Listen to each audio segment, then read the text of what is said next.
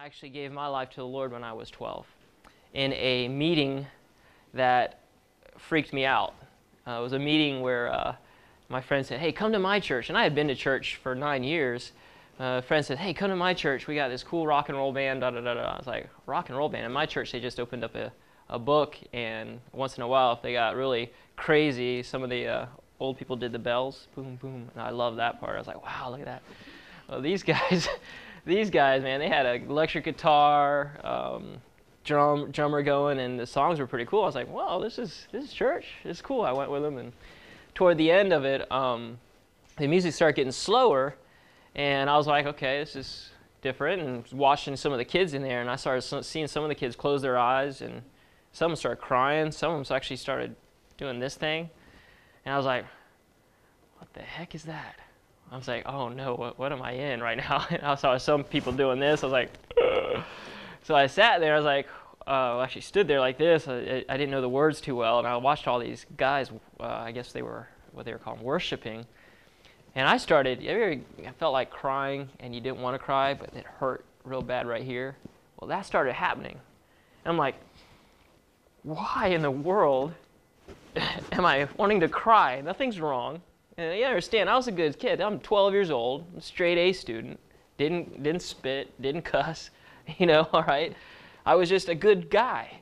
But something had a hold of me right here, and I was like, I didn't know what it was. And I thought I was freaking out. And I guess I was freaking out. So the pastor gets up and says, some of y'all felt Jesus Christ grab your heart. And I was like, and see, back when I went to a Presbyterian church, and I used to, I knew who Jesus Christ was.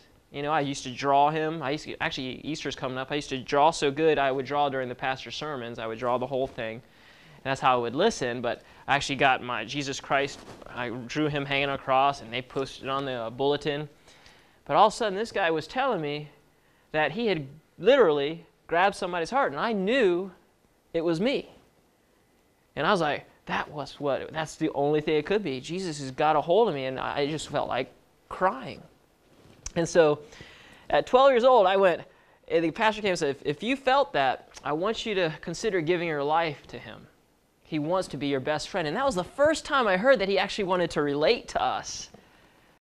I went back, and I started, okay, the songs are cool, guys jamming out, they're rocking, and I'm like, okay, here comes the slow song. I was like, okay, we'll see what happens. All of a sudden, it's like, oh no. This time I was like, it hurt so bad. I was like, I just don't want to cry in front of people. So I tried to do what some of them did, and maybe it helps. I lifted one hand and went, and I like looked around, and all of a sudden, the moment I lifted his hand, I just went, and by the end of it, I was like, I just, and what's interesting with that, a lot of people weird out by this, and I'm like, there's a very natural things that occur when you do this. And one is this is a very natural human reaction.